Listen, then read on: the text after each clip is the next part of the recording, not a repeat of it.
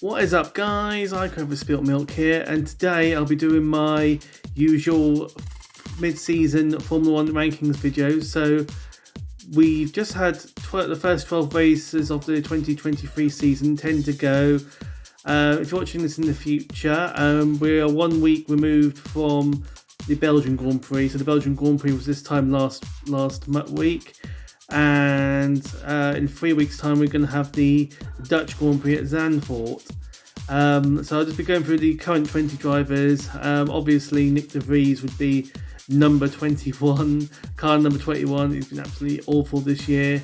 Thank you, Nick De Vries. Thank you for Nick De Vries and Red Bull more like to basically cause me a bit longer to make this video. I have to go through my list and remake it again. Obviously, De Vries, if it's on the grid, would be number 20. But anyway, I digress. So we're going to kick off. Number 20, Logan Sargent, who's currently 19th in the standings. So Logan Sargent is significantly better than Latifi out of all the 20 drivers in Formula 1 at the moment. I rate Logan as number 20 just because he's just not been getting out much out of the car compared to his teammate Alexander Albon. And I think Albon is the only driver to have completely whitewashed their teammate thus far. Albon has outqualified and outfinished Sargent in every race. Even Stroll has finished ahead of Alonso at least once. It's painful places, Junior, remember that. I think Williams should definitely keep Sargent for now at least. It's definite improvement and upgrade on Nicholas Latifi. Hopefully we can see what Sargent can really do once Williams moves a bit forward to the midfield. So number 20 there, Logan Sargent, currently 19th in the standings. Currently 19th on my list, Kevin Magnussen driving in the Haas, currently 18th in the standings. Well, K-Mag has had a very disappointing season in the Haas thus far, and teammate Hulkenberg certainly has the measure of K-Mag in the most part since Monaco. But after Belgium, it's now all square at 6-6 in terms of who finished as the higher teammate in the race. But the big difference, Hulk has trounced K-Mag 9-3 in qualifying. Hopefully Magnussen can do better now that De Vries is out of the sport after the altercations between Magnussen and De Vries during the incidents at Austria and Canada. It might be this reason why K-Mag lost positions in the race. As I said in a previous video, Magnussen needs a season out. He always does well in the first race after a break. Remember that incredible P2 from McLaren on his 2014 debut? And who can forget the incredible 5th for Haas on his return last season? Magnussen has finished 17th place most this season, doing this 3 times, while Hulk's modal average of the same, looking at using the same average, is 15th, which he has done 4 times. A pair of attempts is Magnussen's best result, while Hulk has scored the 7th place. From all this, Hulk isn't dominating Magnussen. As predicted, it is currently close between the teammates, but since Hulk has found his flow in the Haas since Monaco, having joined Haas, he's going to pull away from Magnussen as the season goes on, I think. However, in the grand scheme of things, I believe the Haas is just ahead of the AlphaTauri and the Williams car, and definitely on par with the Alfa Romeos. I think Magnussen should target 15th in the standings, just behind his teammate for the rest of the season. Let's hope it was only De Vries that was holding Magnussen back. In 18th place, I've got the Alfa Romeo, of Guan Yu Zhou. He's currently 16th in the standings. Zhou is currently having a good second season in Formula 1, but is only ahead of Bottas 33% of the time in both quality and race trim. Definitely the highlight of 2023 was for Zhou qualifying 5th in Hungary with Bottas and 7th just behind him. But he threw this away with a poor start, and he was back to around the place he normally was. So it was as usual. In the grand scheme of things, there is still room for Zhou to grow and improve his racecraft. I am sure Paul Scher will be in the renamed Alfa Romeo to Sauber team next year, and as the 2 incumbents are proving, there is very little to choose. It'd be a hard decision to make as to who will partner Paul Scher. Do you keep the known quality that's Bottas and have it in the back of your mind that Porsche would be ready to lead the team when Bottas does retire? Or do you keep Zhou, who will be in his third season next season, and run the risk of short-term loss for a long-term game, hoping Zhou and Porsche will be ready contenders when Audi finally takes over the team? Or do you get both Zhou and Bottas and partner Porsche with someone like maybe perhaps like an Alonso Perez, or try and lure away a Norris or a Sainz, to give them the opportunity that the Audi might be able to provide them? Let me know in the comments, who do you think will be in the Audi in 2026? So as I say, close together, in 17th place I have Zhou's teammate Valtteri Bottas, who's currently 15th in the standings. As there's very little to choose between the Alfa Romeo teammates, with Bottas, in my opinion, just doing enough to be ahead of Zhou. Bottas is just ahead of Zhou in my rankings. I'm kind of thinking, what is the bigger picture here for Bottas? Is he just at Alfa Romeo just to call his heels for a top team call up, or does he just love the sport like Raikkonen, like fellow compatriot Kimi Raikkonen was? He's just driving the car, just enjoys driving cars as fast as possible. I think it's more to do with being seen as the lead driver. At his former teams at Williams and Mercedes, Bottas was overshadowed by Felipe Massa and Lewis Hamilton respectively. He's had to take the Mercedes seat after Rosberg made a shock retirement. I mean, who would want that hot seat? Bottas, being the ice cold Finn he was a superb support for Hamilton. I'm sure if Hamilton was running the Mercedes, making those decisions, it would still be Bottas as his teammate. Mercedes had no choice but to sign Russell, otherwise they would lose him to a rival.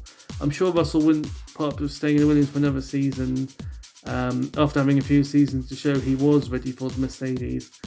I also think Bottas is trying to hold out until 2026 to see if he does inherit a competitive car, the Audi.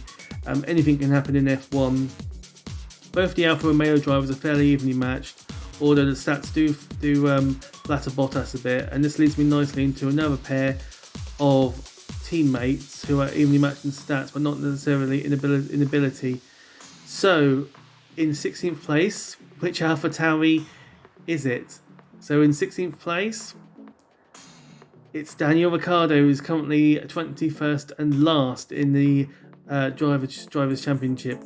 Both Ricciardo and teammate Tsunoda are one apiece in qualifying and in the race. In the two races, they have been teammates, so it's very even stat-wise so far. But take this with a pinch of salt, as this is just after two races, so we can't really look into this too much. As Ricciardo has only had two races and is still behind fellow pointless drivers like Sargent and De Vries on countback, I can't really put Ricciardo any higher than 16th place. If Ricciardo has scored points already, I would be justified in ranking him higher. I think this is the best time to join a team if you're going to be joining a team mid-season. Ricciardo now has had two races to get his eye back in and can now use the summer break to reflect on his comeback, and in comeback certainly knowing he can beat Tsunoda in the last remaining 10 races of the season. Remember, Ricciardo is in the AlphaTauri to make Perez sweat. Ricciardo is just using the AlphaTauri as a means to an end, temporary roadblock to get him back into a Red Bull seat.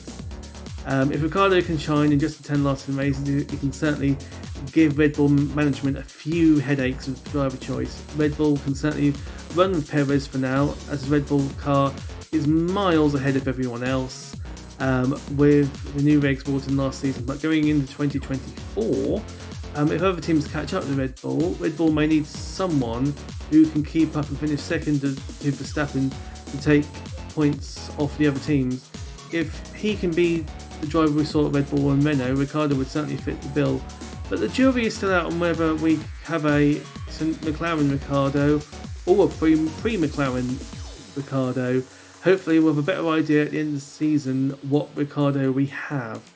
If Ricciardo can finish ahead of Tsunoda and the Haas drivers, the Alfa Romeo and the Williams drivers, I would say this would have been the prime Ricciardo back realistically. I think this is the best Ricciardo can hope for. In F1 now, you have three tiers. You have the bottom tiers of Williams, AlphaTauri, Haas and Alfa Romeo. These teams can expect occasional points finishes in races of high attrition or if there's rain.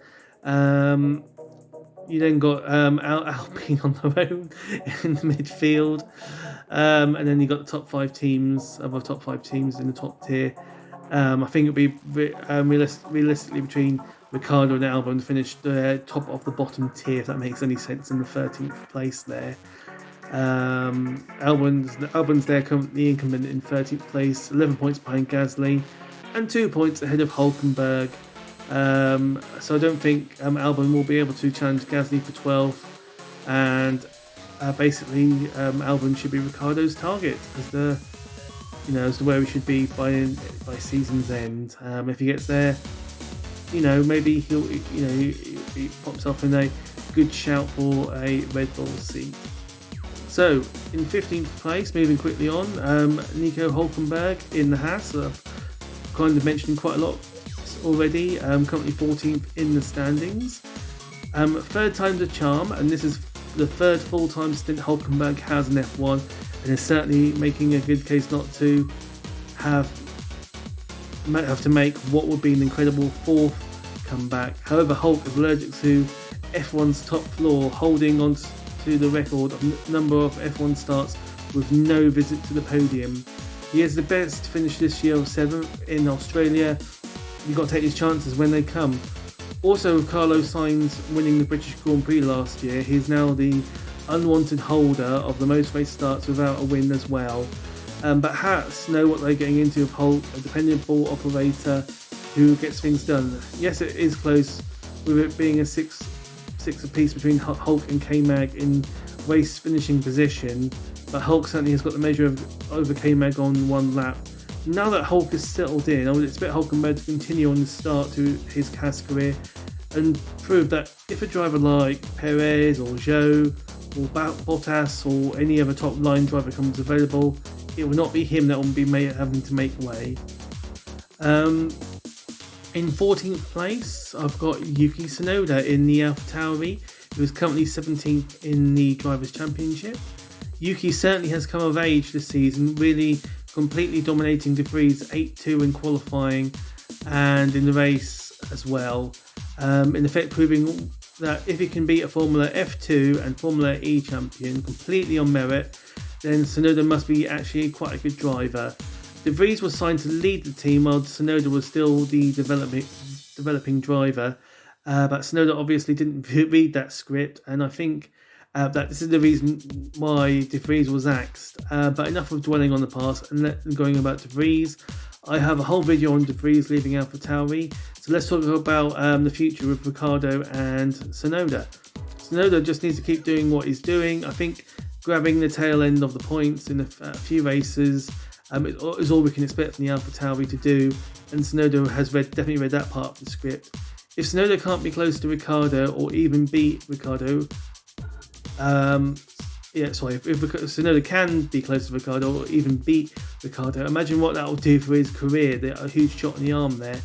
That it could mean that Tsunoda goes to a Red Bull or a Japanese-powered Aston Martin, for example, or another team like Alpine or Ferrari. You hear rumours for all sorts. Both Liam Lawson and Ayumu Iwasa, both Red Bull juniors, are eyeing up the AlphaTauri seat for 2024. But if Tsunoda does well, it could be Ricciardo the one making way for one of them. Forget going back to Red Bull for Ricciardo. If he cannot beat Tsunoda, it could be the end of Ricciardo's career as well. Certainly for now anyway. Ricciardo may have to swallow his pride and consider driving for Sauber or a Haas or something like that just to stay in the sport, like what he had to contend with in 2020. Going into 2023, he had the opportunity to sign for Haas but chose not to. But he might, this into the future, he might have to. That might be his only choice. It's a shame that Tsunoda gets better and better. The car is getting worse and worse. So Tsunoda's points tally does not compare and reflect previous seasons, even though 2023 Tsunoda is perhaps the best Tsunoda we have ever had. The goal definitely for Tsunoda for the rest of the season is to be in the same sector of Ricciardo, like the Alfa Romeo drivers. If he can do that, then other teams might consider Tsunoda if they get a vacancy. So moving up into the 13th place, I've got Pierre Gasly in the Alpine, who's currently 12th in the standings. Gasly is doing exactly what he needs to do in the 6th best car on the grid, and that's snipe the lower top 10 positions during the races where the top 5 teams are having a bad day or their car's not talking to the track. As I anticipated going into the season, I expected it to be a close battle between the 2 Alpine drivers, with qualifying being 6th apiece and Ocon edging out Gasly 5-4 in race trim. Both drivers have had memorable results. For example, Gasly's third in Belgian sprint race, but you've got to say Ocon in Monaco holding on to third and denying Sainz all race was even more impressive. Hence, for this reason alone, I've put Ocon ahead of Gasly. So far, a solid start to Gasly's move to Alpine, a solid foundation to build on for the rest of the season. Moving quickly on to 12th place, I have Lance Stroll in the Aston Martin, who's currently 9th in the standings. Let's get rid of this one quite quickly. It would be fair to say Alonso has more than dominated Stroll this season, and I would like to imagine if we had like someone like Albon or Tsunoda in the seat instead of Stroll, how the Aston Martin team would be more of a threat to the other teams. However, after an amazing start up the blocks, the Aston has slipped back behind its rivals, which has in a way dimmed the spotlight on Stroll, taking the pressure off and the questions off, is he right for the drive for a bit.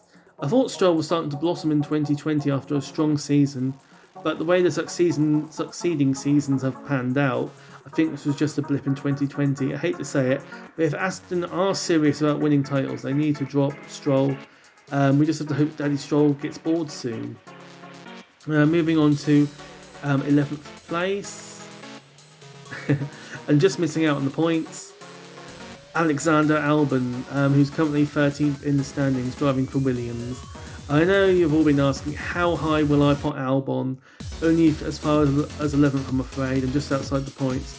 But this is still somewhere where the Williams should not be, which has been the theme of Albon's season, putting the Williams in places where it shouldn't be.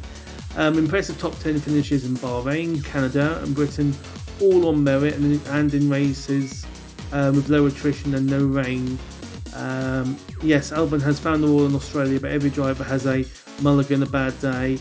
But scoring points in the car that some say is the worst is still most impressive. Albon has certainly picked up the baton dropped by George Russell and is definitely worthy of a move up the grid, and rightly so. The rumour mill is in full swing, linking Albon to a better seat. I just hope with the investment from Dorilton, Williams can propel up the grid and give Albon the car he needs so he doesn't have to find it elsewhere. So here we go, moving on to the top 10. Let's reward some points. So in 10th place, scoring 1 point, Esteban Ocon, the Alpine driver, who's also 10th in the standings at the moment. Esteban has the slight upper hand at Alpine after the first half of the season. If it wasn't for his incredible drive at Monaco, navigating tricky conditions while keeping the fast Ferrari in the hands of Sainz behind him, perhaps there would be nothing to choose between Ocon and Gasly. Whichever way you look at the battle so far, just be, I might have to flip a coin to see who I'd put ahead. Ocon would probably be on a similar number of championship points to Gasly if it wasn't for the third in Monaco. I'm sure Ocon would have scored points in that race no matter what, points of 4th or 5th. But yeah, Gasly has 22, Ocon has 35, and you get 15 points for third place. So for third place race finish, as I said before, Ocon will surely have scored some points in that race. I've already mentioned the quality in the race battle earlier, literally nothing in it at all, and I'm starting to see who will prevail come the end of the season. So far, it's advantage Ocon, but that can all change going into the second half of the season. Moving on, 9th place, I've got Oscar Piastri in the McLaren, who's currently 11th in the driver's standings. This season was going to go one of two ways for Oscar. He was either going to flop and make McLaren look silly for spending all that money getting rid of Ricciardo and the cost of bringing Oscar in, or Oscar was going to shine and make it look like McLaren got it spot on and played a blinder. After a slow start where the car was letting the drivers down, and in some cases was the worst car in the field, Certainly in Bahrain, where I slammed into the McLaren driver, Oscar's now made me look very silly. The McLaren team had got its act together just in time for the team's home race at Silverstone, where the McLarens had a blinding qualifying and would have been a front row lockout if it wasn't for Mr. Verstappen. Piastri started third and would have surely finished there if there wasn't a safety car to mix things up, but Piastri still finished at an incredible fourth. Piastri also finished well in the next race at Hungary, and in the sprint in Belgium, showing this wasn't a flash in the pan. I'm sure in the main race in Belgium, Piastri would have finished strongly if it wasn't for the racing incident going into the first corner, damaging his car. I can tell just from the recent mid-season form, McLaren have got it right in signing Piastri, and I think he will continue showing us why he's pretty much won everything on the way to F1. If McLaren can deliver the car, I am certainly thinking it's going to be another period of McLaren dominance, reminiscent of the 80s and the early 2000s. Looking at the pattern, the next spell is certainly due around now. There's 20 years in between. If McLaren can keep the young drivers to stick around for this McLaren dominance, they just need to provide them with the car now. I think both Piastri and Norris are destined for great things. Both are the same caliber driver like Russell, Verstappen, Leclerc, Alonso and Hamilton. Next up, in 8th place, I have Sergio Perez in the Red Bull, who's currently second in the Drivers' Championship. So how can a driver who's currently second in the championship be only 8th in my rankings? Well, after a good start to the season, being only one of 2 drivers to have won this season, Perez has just been disappointing. It reminds me of a few seasons ago during the Mercedes dominance era, where Bottas and Hamilton, they were the ones trading the lead of the championship. And then after about the 5th or 6th race, I think Bottas just fell away and couldn't keep up with the level of Hamilton. It is the same thing happening to Perez. Did he perhaps peak too soon? Is he not able to keep up with Verstappen over the length of the season? In qualifying between Monaco and Great Britain, Checo didn't even make Q3, and when he finally did it in Hungary, he only managed 9th place, being out-qualified by both the Alfa Romeos in the process. I think Checo was just relieved to get into Q3, so just getting into 9th for him would have been more than enough for him to say, wow, I'm already here in Q3, this is amazing. Checo in turn, this is really affecting his races having to start further back, and Checo has been struggling to even get back to the podium, even for the car that's the best in the sport. Checo is currently second at the moment, by a comfortable margin, and he's okay for now, but he needs to up his game. Red Bull are putting Ricciardo in the AlphaTauri for Hungary was a big hint drop for Checo, and he was responded by getting into Q3, but he needs to be doing it. In the first few races. Once the other teams catch up to Red Bull, Verstappen will be wanting a rear gunner that can keep up with him to take points off rival teams.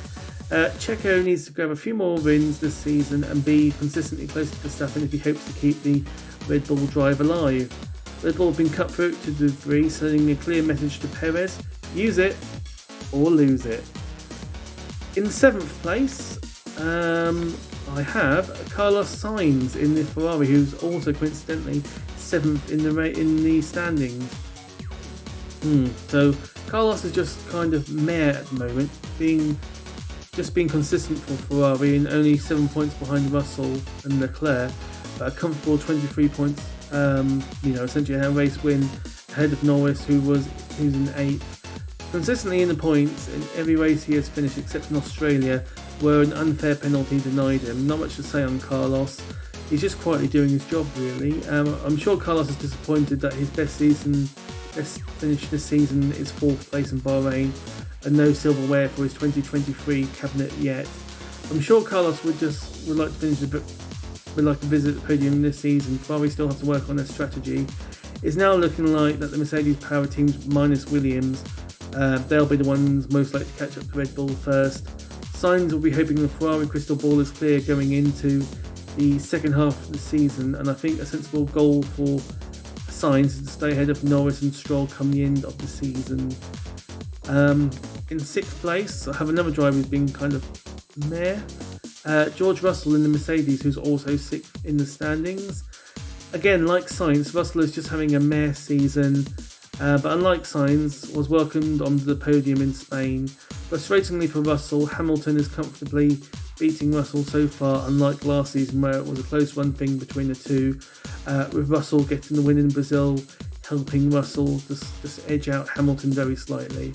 But Hamilton has come back with a bang in 2023, showing why he is the driver with the most records, 7 championships, and the driver, in my opinion, most likely to challenge the Red Bulls going into the second half of the season. Russell will be disappointed to be almost 50 points behind Hamilton. That's like 2 race victories behind him, which speaks for itself. Russell needs to get his act together. I'm sure Russell, like Sainz, isn't under any pressure at all. They're just getting the best out of the car that the car will deliver. I remember Russell's car giving up in Australia, which will surely be in a podium finish, and Russell kissed the barrier at Canada. But as I said earlier with Albon, every driver has a mulligan every so often. But if Russell finished those 2 races, he would be clear ahead of both Ferrari drivers now. He's currently level on points with Leclerc. Such is the fine margins sometimes in Formula One. I'm sure Russell will be finishing those races ahead of I am sure Russell will be happy if he just had one more point. To be the driver who's behind Hamilton. In the standings, in 5th place behind Hamilton in 4th, and ahead of both Ferraris. I think the goal for Russell, like Sainz, is to just keep up with his teammate and be right close up to them on track and in the standings. Obviously not so close as the Mercedes drivers have been getting together literally in qualifying recently. So in 5th place and keeping things consistent, the driver who's also 5th in the standings, Charles Leclerc in the Ferrari. I bet Charles is kicking himself after squandering the 2022 season and not making most of that brilliant beginning to the season where the Ferrari may have been the best car. But I guess this is the mark of a champion. You've got to take your chances, and Verstappen certainly did that. In 2023, though, Ferrari are in danger of perhaps maybe having to look over their shoulder instead of ahead or up the track, as it's now the Astons, the McLarens and the Mercedes finding that final step on the podium and not the Ferrari. Should Leclerc jump ship? I think he should be patient for now. I'm sure lots of drivers will gladly swap with Leclerc. I think the problem is that we expect Leclerc to be on the podium, and he is doing exactly that. We are surprised if we see a Mercedes or an Aston or a McLaren on the podium. But I think going into the second half of the season, our perspective has now changed. We now expect those cars to be on the podium with the Red Bulls after Aston and Ferrari have fallen away. And instead it'll be a pleasant surprise to see a Ferrari on the podium. Leclerc would want to consolidate 5th and will be looking to try and get 4th when Alonso gets gobbled up if the Aston Martin doesn't get the right upgrades. So we've got 4 drivers left, and we've got Verstappen, we've got Alonso, we've got Hamilton, and we've got Norris. So who's going to be in 4th place and just off the podium? It'll be in 4th place Lando Norris, which is not true to real life. Norris has been pretty much on the podium ever since McLaren have been upgraded their car. They've been on the podium. So Lando Norris, the McLaren driver, is currently 8th in the standings, although I'm sure he will shoot up if he keeps scoring podiums. If Norris was given the car, he will deliver for you, and that is exactly what McLaren have done for Norris, starting at Silverstone with Norris leading them from the start. I will never forget the roar of the British crowd when this happened, and I can only imagine the euphoria if Norris did go on to win.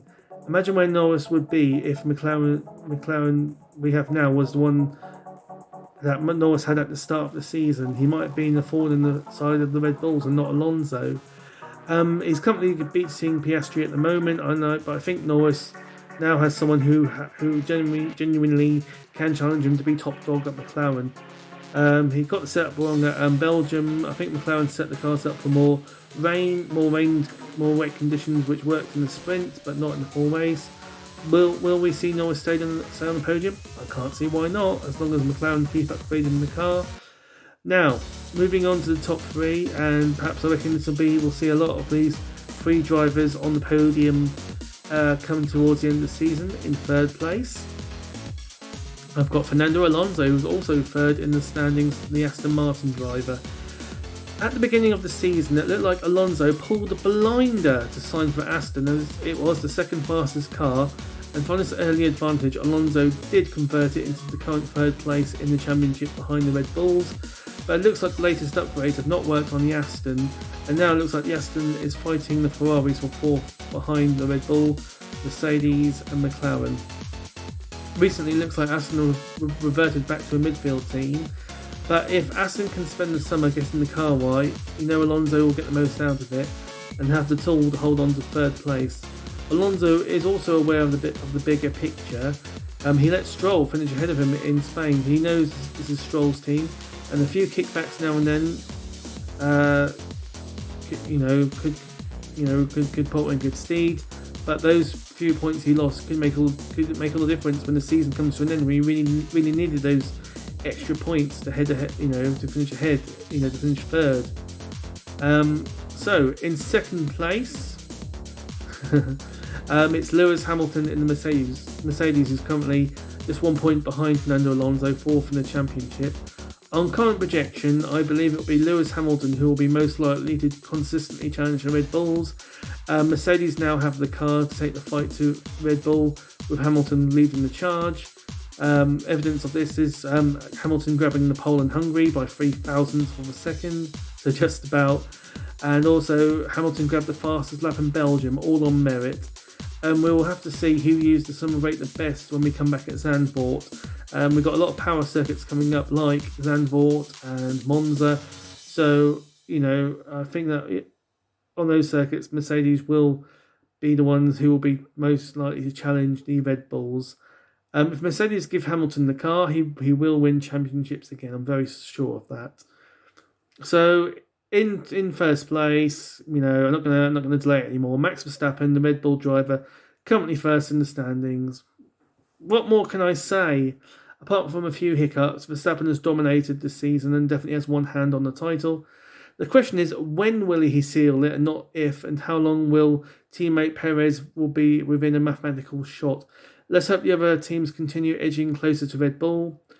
How exciting would that be next season if we could have a 5-way fight between Verstappen, Hamilton, Norris, Alonso and Leclerc next season? That'd be amazing. So that was my top 20, top 21, top 21, top 20, blah, blah, blah. Who would you agree with me with my choices? Who do you think you would change if you was doing the list? Let me know in the comments what your top 20 will be. If you enjoyed this video, please like and subscribe, and hopefully I'll got a bit of time now. I might release some more videos. We've got 3 weeks to go until Zandvoort, until the season kicks off again. I'm going to be pretty bored, I think, so who knows, I might release a few videos. But thanks for watching, and have a lovely day. Thank you.